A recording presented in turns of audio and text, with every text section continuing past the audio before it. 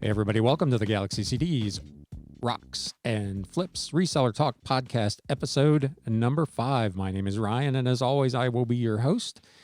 Man, it's hard to believe I've already done, well, am working on the 5th one of these, but in today's episode, we're going to take a little walk down return and scammer lane and just talk about kind of my feelings on the prevalence of unnecessary or unwarranted returns and scammers and the whole customer satisfaction aspect of that piece of reselling. We will have our normal kind of weekly what's going on in the news recap. And then we will have not only the normal weekly recap of the Galaxy CDs Rocks business, but since July is now behind us, we'll take a look at the month of July as a whole. So a couple of recaps for you there. Man, more excitement than you should be able to have in one podcast, right? So if that's your kind of thing, hang on for the ride and let's just dive right in to scammers and returners on any platform, but the most contentious one really seems to be on eBay. And I appreciate your thoughts, and I'll ask for them probably on more than one occasion as I go through this, but just how prevalent are scammers on eBay? How many returns actually are there?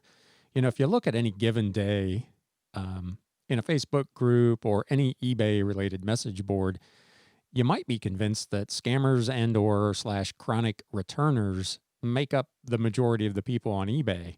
Now, I know the internet is just generally full of the whinier among us. And negativity kind of rules the day in all those places anyway. But man, the level of disdain that resellers have for their buyers, their customers, the actual lifeblood of their business, man, it's extraordinary. And you would think that if you go on there and you read, you'd think that every return request is a scam or at least a lie or an exaggeration or somebody just making something up, trying to get something over on a seller.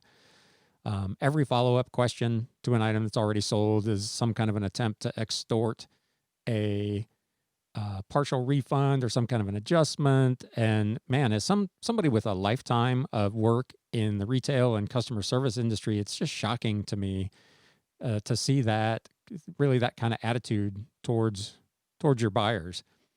So first off, I would say, we're businesses now.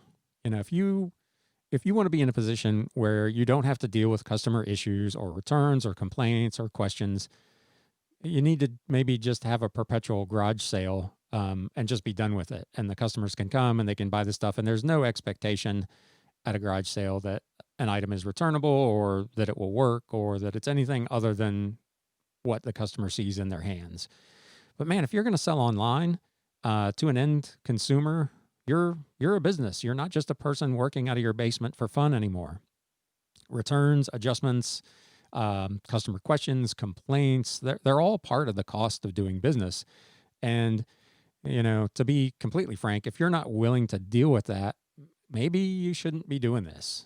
I don't know why one would think that every single item you ever sell should necessarily stay sold. Now, I know in an ideal world, that would be perfect. If everything that left here stayed gone and the money stayed in my bank, I'd be a real happy man. But that's just not the way consumer retail, be it you in your basement selling on eBay or Mercari or wherever, or retail in the wider world works.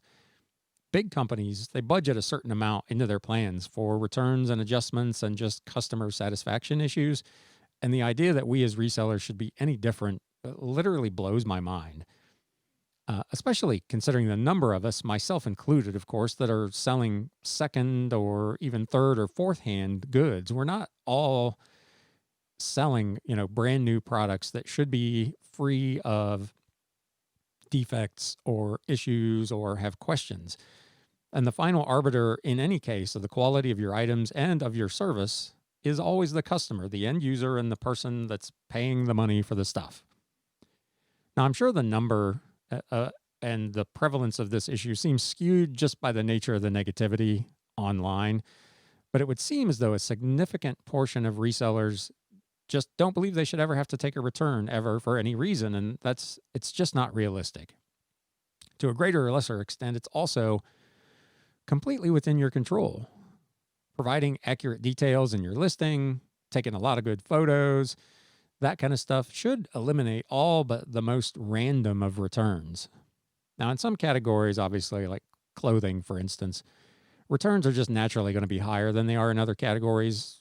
You try on 3 different pairs of shoes that are all listed as being the same size, and they all fit a little differently. So clothing is kind of its own animal. But otherwise, it's just part of the cost of doing business that things are going to come back. Things are going to go the wrong way. Someone is going to want to return something. Spend a day in a brick and mortar retail, particularly a clothing store, and have your outlook on returns altered significantly when you see how much stuff is coming back. When I had my little record shop back in the early 2000s, it was literally right next door to a woman's clothing store. And man, I'd look out into the parking lot some days, and it seemed like there was more stuff going back into the store than was ever coming out of it. I know obviously that's not true because the store was very successful and did very well and, was always busy. But I know it can look like that, but that's just not the case. And I'm curious why an online reseller would think that their experience selling, again, on eBay or Poshmark or wherever, would be any different than a regular retail store who has and accepts returns. Now, overall, it seems like many resellers do have an extraordinarily high level of returns. And I think about that, and I'm trying to wrap my head around how that can be. Now, just to give you an example, my return rate for the last 3 months is 0.29%. That's not 2.9%. That's 0.29%. I've had 3 returns on 1,052 sales, and one of those is actually still pending. The guy hasn't actually put the thing in the mail yet. So he's got like 2 more days, I think. The clock's ticking. If he doesn't put that thing in the mail, that return's going to close, and I'm going to be at 2 out of 1,052. So I see sellers online and they're talking about, taking 5, 6, or even higher percent of returns. And I'm like, man, what is going on? How is that even possible? I don't understand how that can be happening if we're doing things correctly on the front side. To me, it seems like the ticket to success in keeping stuff sold and not taking returns, and I've mentioned this previously, is disclose, disclose, disclose. If there's a mark on an item, man, put it in the description and take a picture of it. Don't list an item as new if the package is damaged, or if you're going to try to pull that off, at least explain in great detail in the description and take a picture of exactly what that damage is and why you're still considering that item to be new, so that the customer can make that decision before they give you their money and get the thing home. That, to me, that's probably the biggest key to being successful with not taking returns. The more accurate you are up front, the less likely you are to have unhappy customers and, in turn, returns. Now, are there scammers out there? Of course there are. And if you think you're dealing with one, why obsess about it? Take the return, relist the item, block the suspect, and just move on. It's business, and it happens to companies as big as Walmart and Amazon and to your little eBay store with 50 or 60 listings. It's just the nature of the beast. It's going to happen. And sellers always seem to want eBay to take their side in these return issues. And as mentioned previously, eBay is going to view this as a cost of doing business and as a customer satisfaction issue. And unless it's particularly egregious and blatantly obvious that it's a scam, they're going to side with the customer. And this is kind of a monster of our own making. Traditional retail has essentially been doing it this way for years. You can take an item back anytime, anywhere, any condition, with or without a receipt, and you can return it. Sometimes you can even get your money back. I mean, it's crazy. And I've experienced that firsthand as a retail manager for years and years and years. Retail stores have made the calculation that it's not worth fighting over. Take the pain, move on to the next sale. For reasons that I can't begin to understand, it seems as though resellers feel that they should be immune from those patterns of behavior that pervade the wider retail marketplace. And again, it's just not the case. And we're probably fortunate that most of our customers don't actually frequent the same sites that most of us do, so they can't see how poorly we collectively seem to view them. Now, I get it. People can generally be a little frustrating, but in terms of the retail world, like I said, it's a beast of our own creation. Retailers across the country, probably across the world, have just allowed a culture of returning items for any reason to become the norm. And the rest of us, the small time sellers, we're just kind of forced to go along. Now, if you operated your own website and sold only off there, you could set your own policies and try to not take anything back. But if you're going to sell on somebody else's platform, be it Amazon or Mercari or eBay, you're kind of at the mercy of how they view that. And it's in their best interest, unfortunately for us, to take the customer's side. But we still want to fight it.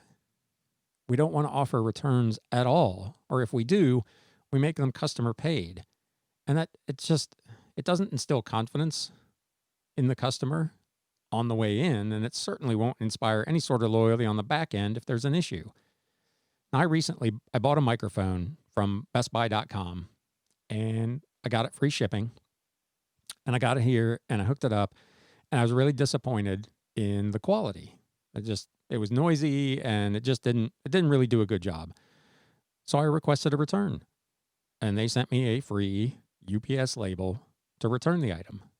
Easy peasy. It was all a great customer service experience, and it was essentially pain-free for me as the consumer. And that's the mindset of big business and of retail, and it should be for us as resellers as well, in my opinion. Now, you can say, of course, Best Buy is a multi-million-dollar company. They can afford that, but they're also doing tens, if not hundreds of thousands of transactions, and their return percentage probably isn't that much different than yours or mine. They take a lot of stuff back. It's a lot of money. And again, the customer that's buying from you on eBay, they don't really view you any differently than any other business. They didn't pick this thing up at a garage sale. They didn't get a chance to inspect it firsthand. They're relying on you as a business to provide accurate information and details and photos, and they view that transaction as buying from a business, and they expect the same treatment as they would from virtually any other business on the planet, be it Amazon, Best Buy, and so on. I really don't expect to change anybody's mind with this rant, to be fair. As with many things in life, people tend to kind of repeat the same behaviors over and over, whether they're beneficial or not. And once they're locked into a mindset, they pretty much stay there. But that said, I'd really like to hear your thoughts on this. Whether you agree with me or disagree about the prevalence of returns and scams. And again, maybe any one individual's experience might be different. And maybe I'm the outlier with, a 0.29% return. Maybe I'm just exceedingly lucky. But I feel like that's probably closer to the norm than you would be led to believe on some of these message boards. Like I said, 3 returns and 1,050 sales, give or take, in the last 3 months. And if everybody was a scammer, just the law of averages, I'd have more than 3 returns. So I don't think it's as big a problem as you would be led to believe on the Facebook groups and the various message boards. So again, to my mind, a return is just part of the cost of being in business, and every item that comes back to me is an item I can, will, and do just sell again. And if I feel like the customer has been in any way acting in bad faith on the deal, I can easily just block them and not have to worry about it again. If I do my job right on the front end as a business, I can already significantly reduce the amount of returns that I'm liable to take. So in the end, the returns are almost entirely within my control, And certainly my attitude about them is completely within my control. And that attitude ultimately is everything. Not stressing this allows me to do productive work, sleep well at night, and make good money. So let me know what you think about all that. Have you experienced a scam? What did you do? How did you handle it? Do you have a lot of returns? And what do you think is the cause of those? Do you think it's all just bad customers?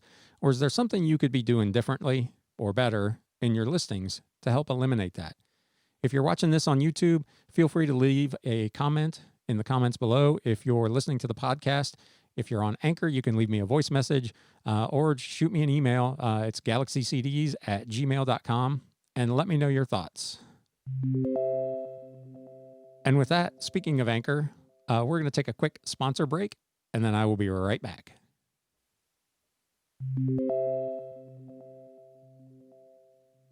And we're back. And let's just jump straight into news updates. The news. It was a bit of a mixed bag this week for our friends over at eBay. Man, they've completed the sale of that classifieds unit last week. And then this week they reported their best quarter in 15 years. And their stock dropped 3%. I guess, the stock always goes up on the rumor and the conjecture and the innuendo, and then the actual results get posted and the stocks almost inevitably drop.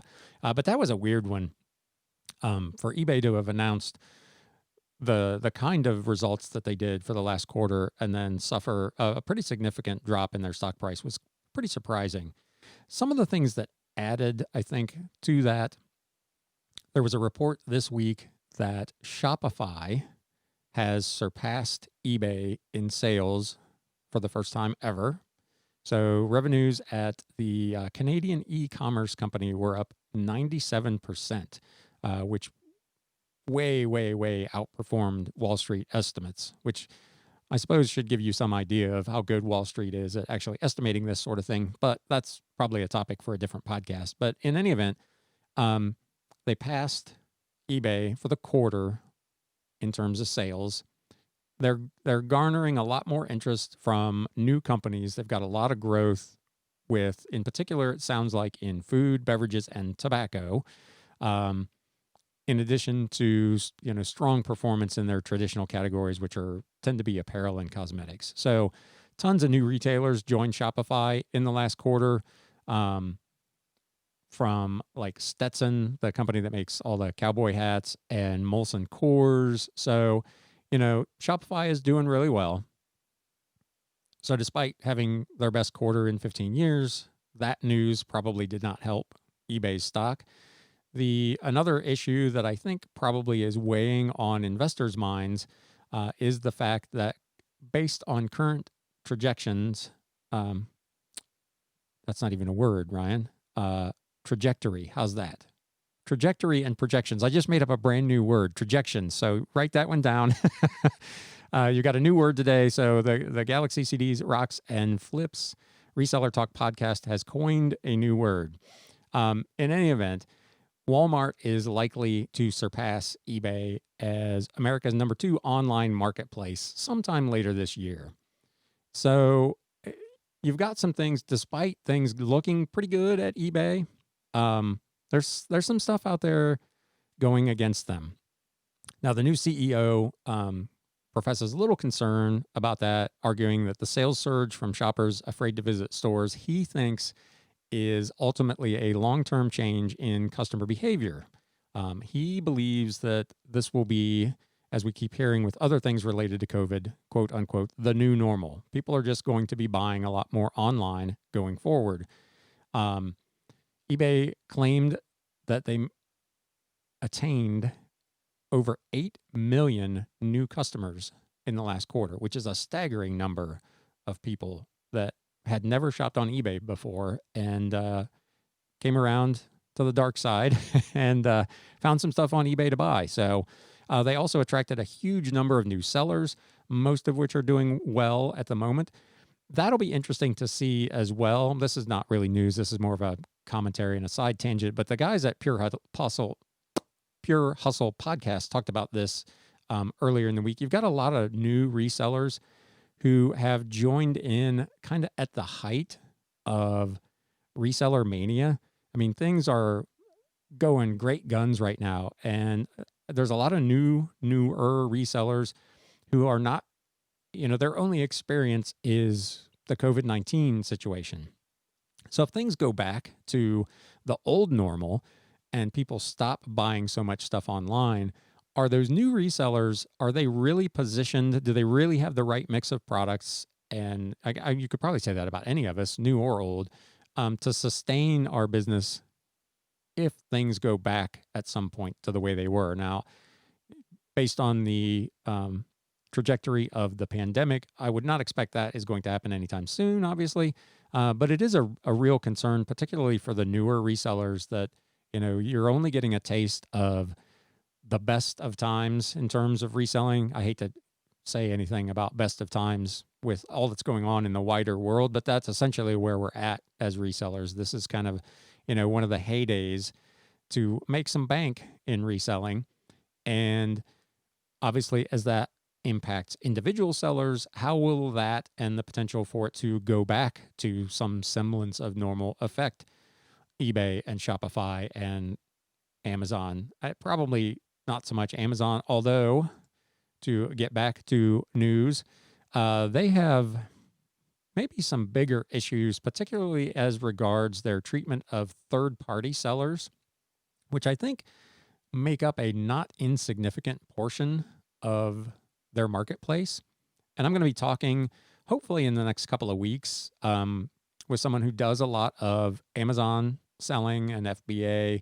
And, we'll talk a little bit about his, the fee structures and how much margin he's giving to Amazon in order to get the sales velocity that obviously Amazon provides. But as part of the antitrust hearings that were going on this week, there was a lot of testimony from some of the third-party sellers who indicate that, Amazon is kind of badgering them. They're deleting their listings or gating them on items that they've successfully sold in the past.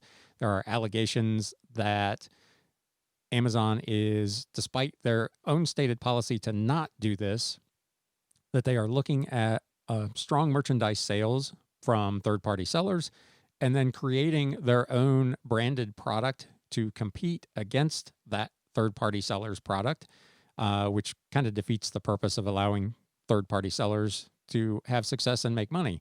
So it's going to be real interesting times to see I guess that congressional report isn't really due out until the end of the year. So nobody really knows how that whole thing's going to go, but it did not, Amazon did not come out looking all that great through that particular hearing. One of the bigger ones was the CEO of PopSockets, David Barnett.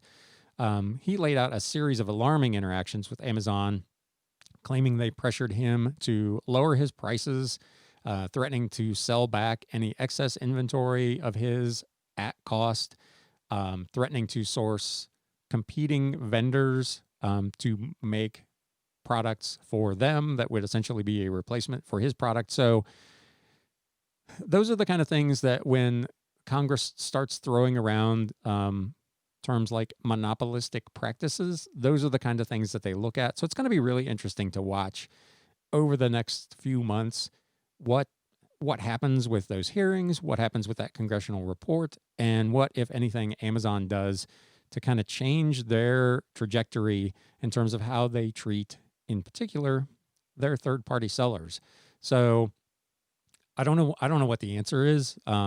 There's been some chatter about, even with Facebook and some of the other big tech companies, splitting them up into smaller companies, but this isn't the railroad business where you can, you've got kind of infrastructure that you can section off. The internet just doesn't really work that way. So it's, how do you have Apple and the iPhone without the App Store?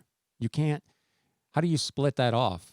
it's still part of the Apple ecosystem. I just don't understand logistically how you would do something like that. So it's going to be really fascinating to see what, if anything, they come up with to kind of reduce this feeling, at least, of monopoly. I'm not convinced any of that's going anywhere, but you never know.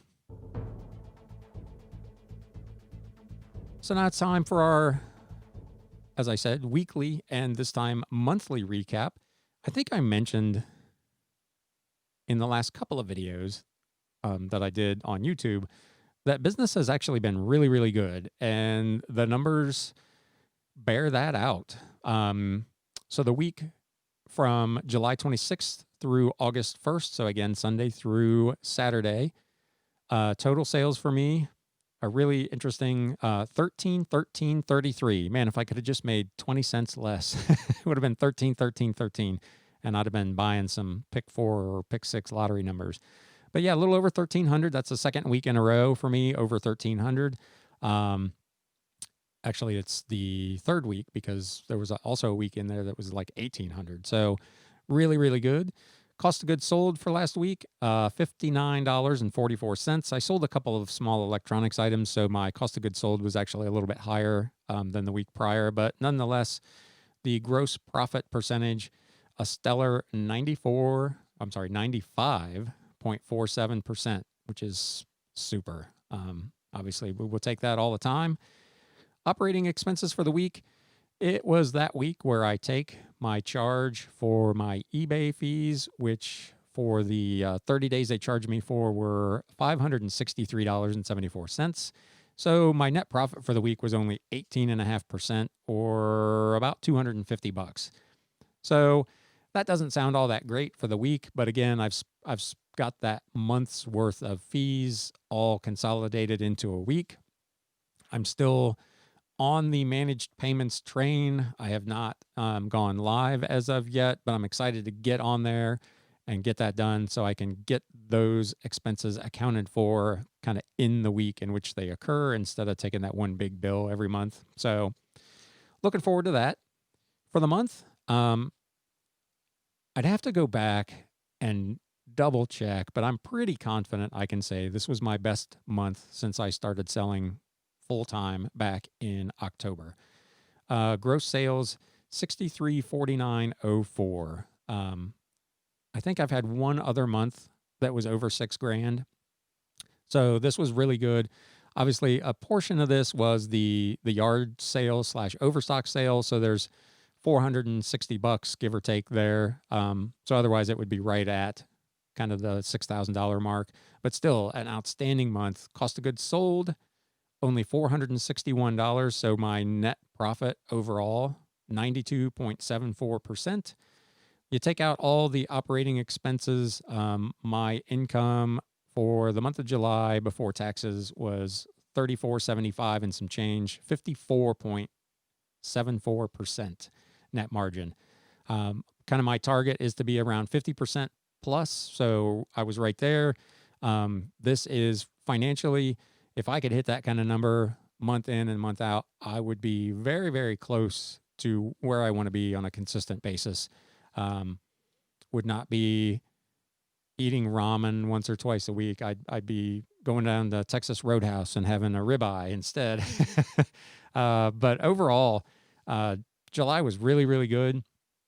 I'm looking forward to what August may bring.